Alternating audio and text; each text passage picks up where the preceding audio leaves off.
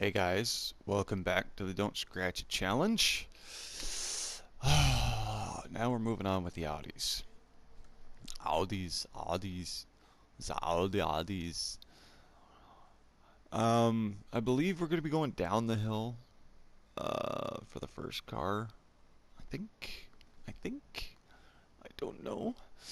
But it's the Audi A1 Quattro. So let's give it a go. And see what's what, yeah?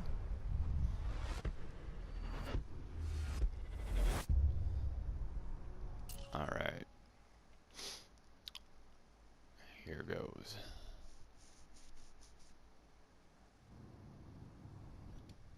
Yeah. Okay, yeah, we're going downhill.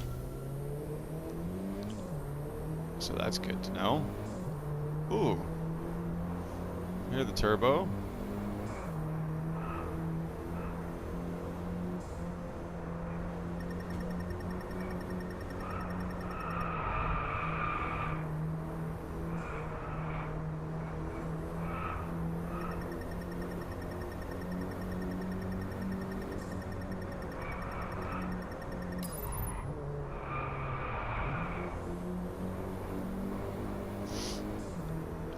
Oh boy. It's a nice car. I like it.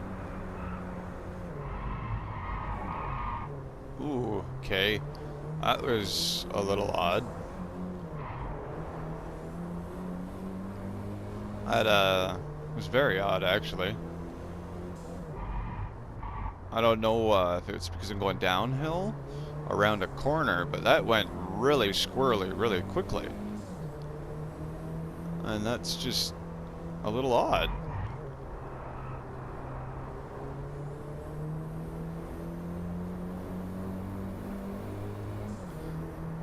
But that's pretty nice. I know. Very nice, actually. Okay.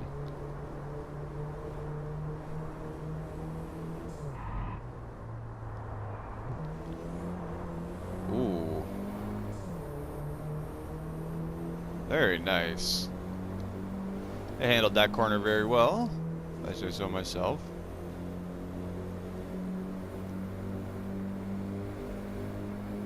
And we go into the sunlight. And it's like, ah, I'm blind. Sounds nice too. Ooh. Crumbly little car. Like a little terrier.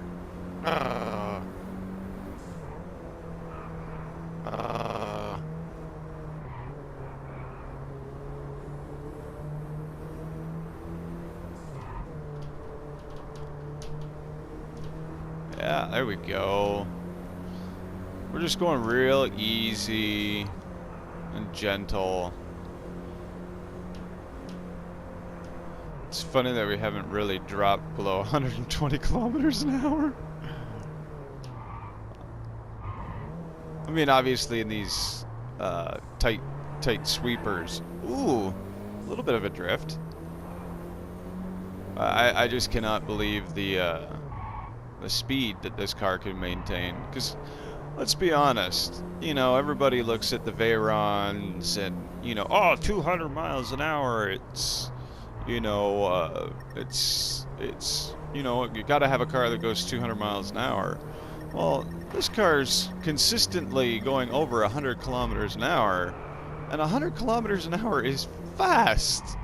You know, here in Canada, that's highway speed. You know, on twisty mountain roads, you're going highway speeds. Like, that's just impressive.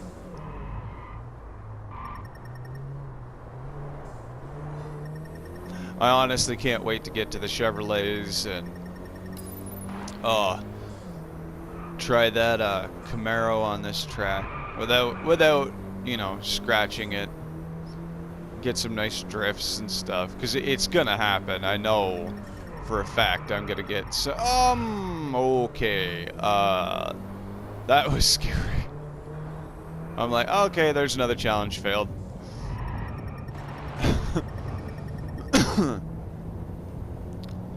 But we're doing okay. We're not doing too bad.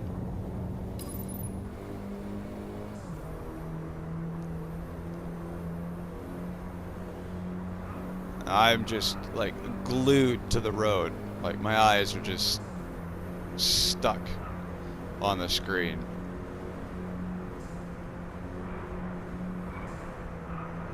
Okay, not bad, not bad. Okay, I know that was green. I know I could have just went full throttle, but this car might understeer, you know, so I would rather take the chance to slow down than to understeer off and again lose another challenge, you know. So that went relatively well. We were going pretty darn quick through that whole I mean, for just a little Audi, you know, like an A1, that was crazy. Just how fast it was, you know, moving through the course. It did have a little bit of odd handling characteristics. I'll be honest. I mean, other than it was great and it was fantastic, but hard braking, I found that it started to slide a little bit and maybe understeer.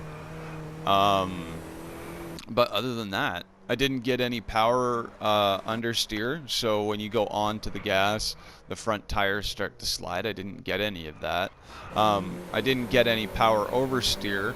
Mind you, I wasn't really driving super aggressive. I was trying to drive very smooth and quick, rather than, you know, fast and aggressive. Like right there, that was butt clenching, you know, because I thought, oh man, I'm gonna lose another challenge, and that's gonna be that.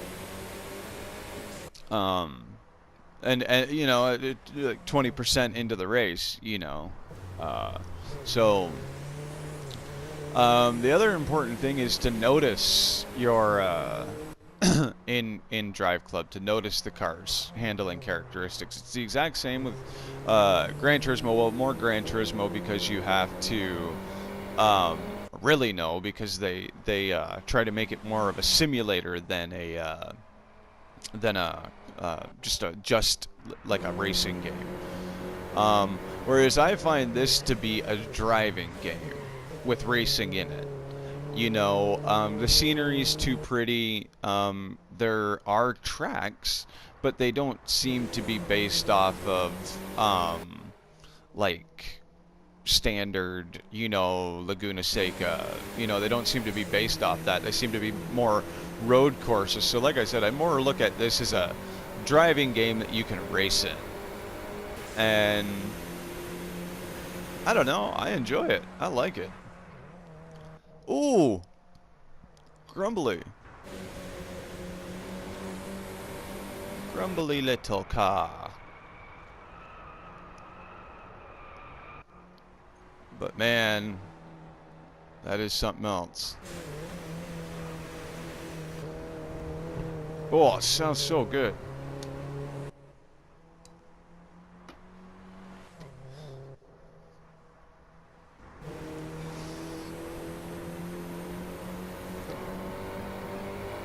Yeah, it takes a lot of concentration for me, anyway, to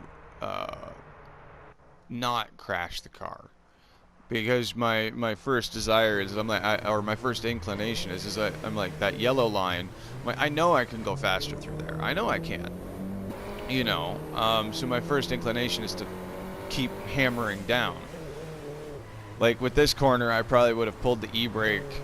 You know what I mean? Like if I was just normally driving, I probably would have pulled the e-brake, slid the car around, you know, kind of been more aggressive. But when I don't want to scratch it, it takes a lot of concentration. Like a whole lot of concentration.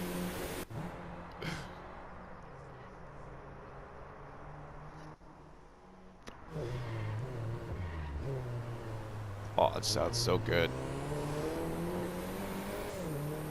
So good. Oh, Did you hear that? Oh. Just as it went by, that sounded amazing. Phenomenal little car. Phenomenal. I love it.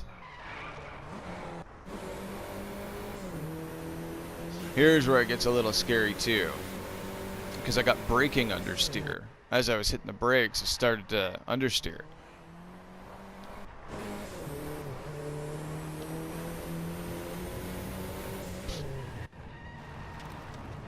And for those of you that don't know what understeer is, understeer is when you are steering to the right or the left. So let's say you're steering right. The nose of the car starts pushing to the left. So as you're trying to correct to the right, it starts to push to the left. Oversteer is just the opposite. It's the back end. So if you're steering right, it's the back end of the car is steering, spinning to the left. Just in case you didn't know. That's John's helpful tip for today.